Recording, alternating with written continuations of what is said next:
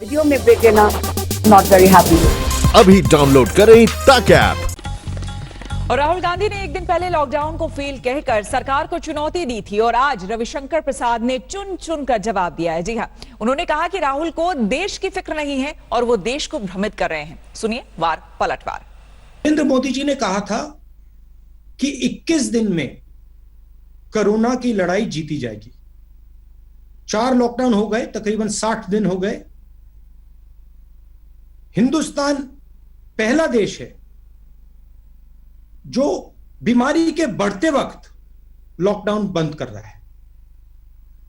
चाहे वो जापान हो, चाहे वो कोरिया हो, चाहे वो जर्मनी हो, फ्रांस हो, सब के सब ने लॉकडाउन जब बंद किया, जब बीमारी घटनी शुरू हुई थी।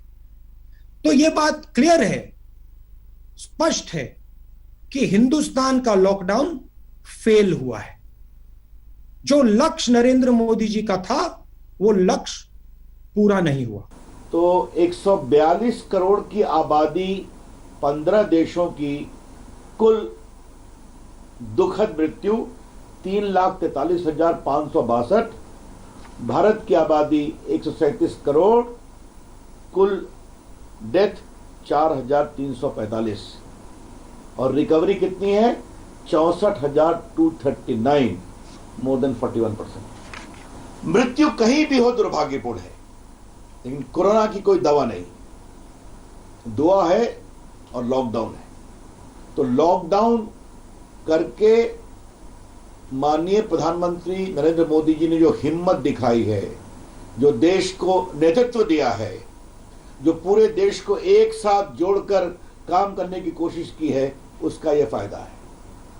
Mr. Rahul Gandhi, the Prime Minister Narendra Modi is playing from the front foot, and because he is playing from the front foot, उसका नतीजा हमारे सामने है।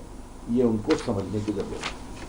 मैं गरीबों से बातचीत करता हूं, मजदूरों से बातचीत करता हूं, उनके दिल में क्या है वो उसको समझने की कोशिश करता हूं। और मैं सच बोलूं तो मुझे इसका काफी फायदा मिलता है, क्योंकि उनकी जानकारी से, उनके ज्ञान से मुझे काफी फायदा मिलता है। अब जहां तक मदद की बात है, मैं मदद करता रहता हूं और मेरा कोई इतराज नहीं है। मैं, अगर वो मुझे परमिशन दें, मैं जरूर बैग उठा के ले जाऊं, मगर वो मुझे परमिशन नहीं देंगे। अगर दे दें मैं चला जाऊंगा, एक का नहीं 10-15 का उठा के ले जाऊंगा मैं। मगर मेरा लक्ष्य, मेन लक्ष्य जो उनके दिल में है, वो हिंदुस्तान की जनता तक पहुंचाने का है। वो फाइनेंस मिनिस्टर की व्यू है कि अगर मैं उनसे बात करता हूं तो ये ड्रामा है। ठीक है, वो उनकी व्यू है, मैं उनको धन्यवाद करता हूं और मैं उनसे कहता हूं कि अगर वो चाहती हैं तो मैं यहां से उत्तर प्रदेश चला जाऊंगा, मुझे वहां अलाउ कर दें, मैं पैदल यहां से निकल जाऊंगा और जितने लोगों की मैं मदद रास्ते पे कर सकूंगा मैं कर दूंगा। राहुल गांधी ने माइग्रेंट वर्कर पर ट्वीट किया और उन्होंने अपनी तस्वीर भी दिखाई। इस समय वो ड्रामा करना कितना जरूरी था एक अलग विषय है। माइग्रेंट वर्कर को लेकर हमको सबों को चिंता है। वो पीड़ा में है, घर जाना चाहते हैं। भारत सरकार पूरी ट्रेन देने को तैयार है। आज उत्तर प्रदेश और बिहार में लाखों चले गए। शायद यूपी में लगभग 1000 ट्रेन से लोग विदा हो चुके। बिहार में भी संख्या 600-700 के ऊपर पहुंच गई है। महाराष्ट्र में क्या हो रहा है आप रोज देख रहे हैं। कांग्रेस सरकारों ने, प्रदेशों ने कितना लिया है, ट्रेन दिया है, ये भी आप जानते हैं।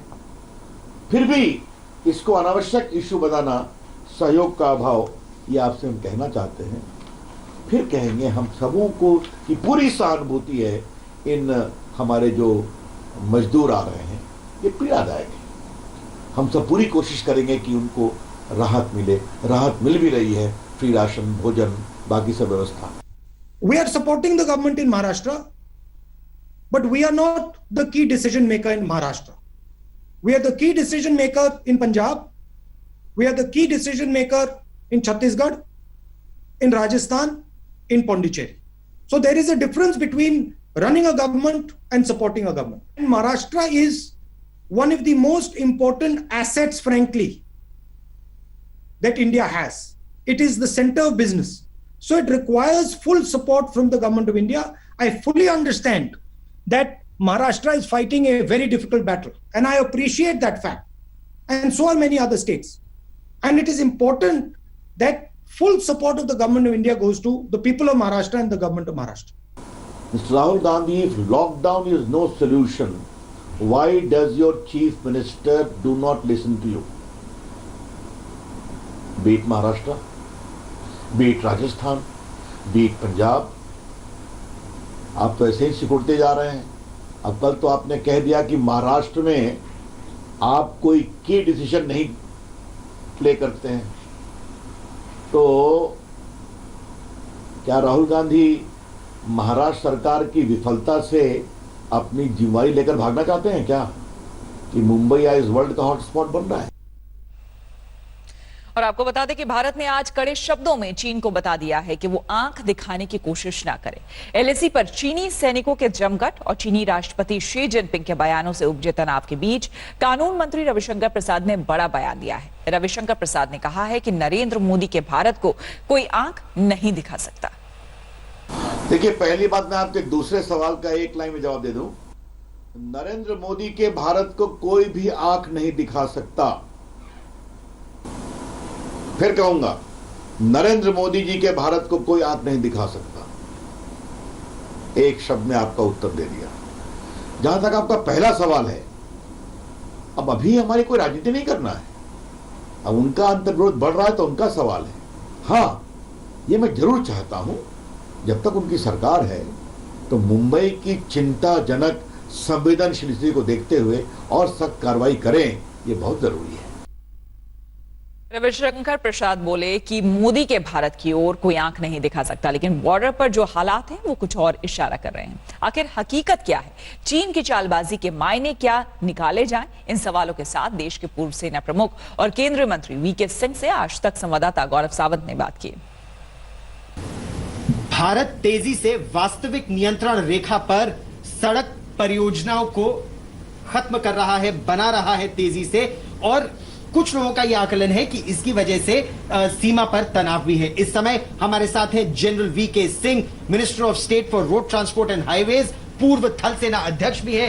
जनरल साहब, क्या नरेंद्र मोदी सरकार तेजी से इन परियोजनाओं को अब अंजाम दे रही है, स्पेशली स्ट्रेटेजिक रोड्स को? गौरव, ऐसा है कि जब मैं सेनाध्यक्ष था तब एक तजवीज बनी थी, एक योजना बनी थी कि कैसे बॉर्डर की जो हमारी कनेक्टिविटी उसको ठीक किया जाए। इसमें 72 प्रोजेक्ट थे। इन 72 प्रोजेक्ट्स में से 61 प्रोजेक्ट जो हैं वो बॉर्डर रोड के पास थे। बाकी और दूसरी एजेंसीज को काम दिया गया था, वो थोड़े गहराई में थे, डेप्थ में थे। इनके ऊपर काम थोड़ा ढीला चल रहा था, लेकिन 2014 के बाद जब से माननीय मोदी जी प्रधानमंत्री बने और जब से माननीय नितिन गडकरी जी को इस मंत्रालय का चार्ज मिला, एक तेजी आई, एक उत्साह आया, एक नई प्रेरणा मिली। और मुझे बताते हुए आपको खुशी हो रही है कि तकरीबन 3,340 किलोमीटर के अंदर 61 ये प्रोजेक्ट थे। इस 3,340 में से 99% कनेक्टिविटी हासिल की जा चुकी है। क्या इसीलिए ये कहा जा रहा है कि चीन दबाव में है या खुश नहीं है?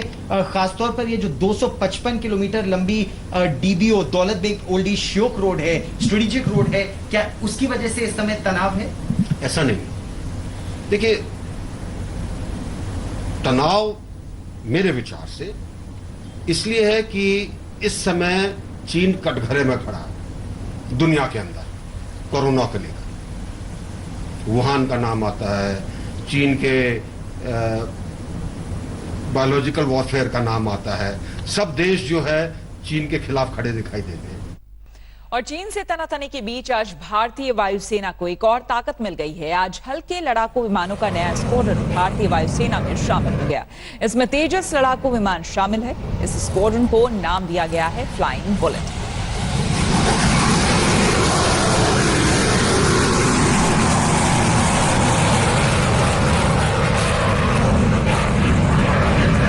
वक्त जो स्थिति है और खास करके चीन एक तरफ तैयारी कर रहा है, अपने सैनिकों को उसने कहा है कि वो पूरी तरह से युद्ध के लिए तैयार रहे। दूसरी तरफ प्रधानमंत्री ने हाई लेवल मीटिंग की और मन की बात में प्रधानमंत्री मोदी लॉकडाउन 5 पर बात कर सकते हैं। जी हां, जो अगला उनका मन की बात होने वाला है उसमें प्रधानमंत्री बात कर सकते हैं। लॉकडाउन 5 को लेकर सूत्रों से जो खबर आ रही है उसके मुताबिक देश में 2 और हफ्तों के लिए लॉकडाउन बढ़ाया जा सकता है। हिमांशु मिश्रा हमारे संवाददाता हमारे साथ जुड़ गए हैं। हिमांशु, आज ही राहुल गांधी, इनफैक्ट राहुल गांधी की तरफ से ये बात भी आई थी कि अगला प्लान क्या होने वाला है, वो ये पूछ रहे थे सरकार से। रविशंकर प्रसाद ने उसका जवाब भी दिया है, लेकिन इस बीच अब ये भी खबर आ रही है कि लॉकडाउन बढ़ाने पर केंद्र सरकार विचार कर रही है। क्या जानकारी?